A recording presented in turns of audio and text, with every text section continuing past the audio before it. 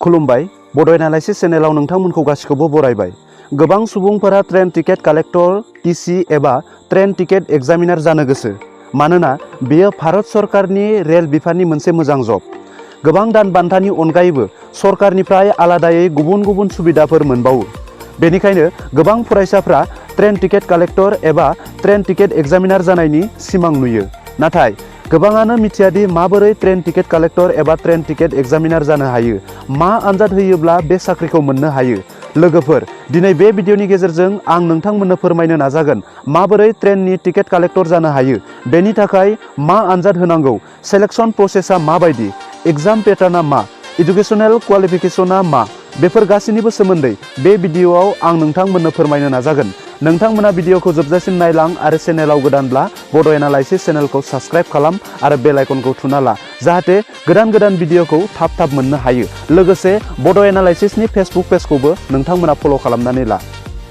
लोगोफोर, ट्रेननि ticket collector एबा ट्रेननि टिकेट एग्जामिनार जानो थाखाय सासे बिजाथि एबा फरायसाया आरआरबी थामहिनबा रेलवे रिक्रुटमेन्ट बर्डआ टीसी एबा TTE नि थाखाय खुंनाय आनजादखौ होनांगौ। बे आनजादखौ रेलवे रिक्रुटमेन्ट बर्डआ जेब्ला भेकेन्सि ओंखारो अब्लानो खुंनाय जायो।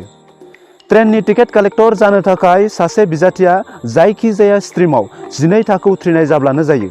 आर्ट्स, साइन्स, कमार्स जायखिजाया स्ट्रिमनि फरायसायानो टिकेट कालेक्टर जानो हायो। बैसोआ 18 निफ्राय 28 बोसोर बैसोनि गेजेराव जानांगोन। माब्लाबा समाव बैसोनि सिमाया खम बारा जानो हागौ। बैसोनि बेलायाव SC ST केटेगरिनि बिजाथिफ्रा 5 बोसोर रेहाय मोनो। OBCफोरनि थाखाय 3 बोसोर रेहाय होनाय जायो।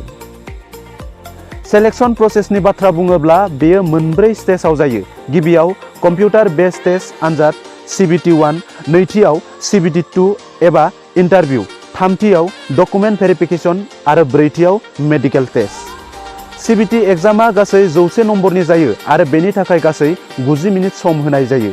बे आनजादाव general awareness, mathematics, general intelligence and reasoning आयदानि सायाव सोंथि सोंनाय जायो। CBT आनजादखौ उथ्रिनो हायोब्ला CBT2 एबा इन्टारभिउ लानाय जायो। बेखौ उथ्रिनो हायोब्ला डकुमेन्ट भेरिफिकेशन आरो मेडिकेल टेस्ट खालामनाय जायो। गासैयावबो उथ्रिनो हायोब्ला बिजाथिखौ ट्रेनिंनि थाखाय दैथायहरनाय जायो। लोगोफोर, जों जाय साख्रिखौ मोननो लुगैयो बे साख्रिनि थाखाय बबे आनजादखौ होनांगौ, एग्जाम पेटार्ना मा आरो सिलेबासआ मा, बेफोरखौ रोखायै मिथिग्रोनानै लानांगौ जायो। मानोना बेफोरखौ मोजाङै मिथियोब्लासो आनजादनि थाखाय थियारि जानो हायो। टिकेट कालेक्टरनि सेलेरिनि बाथ्रा बुङोब्ला सासे टीसीनि बेथना फ्राय 20,000निफ्राय जागायो।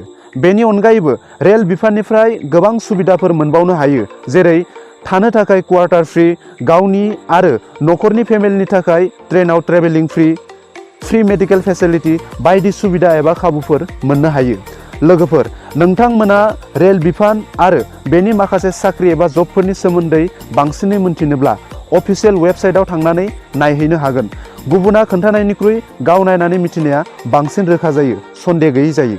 लोगोफोर, दिनैनि भिडिअआ बेखिनियानोसै। गोजोन्थों।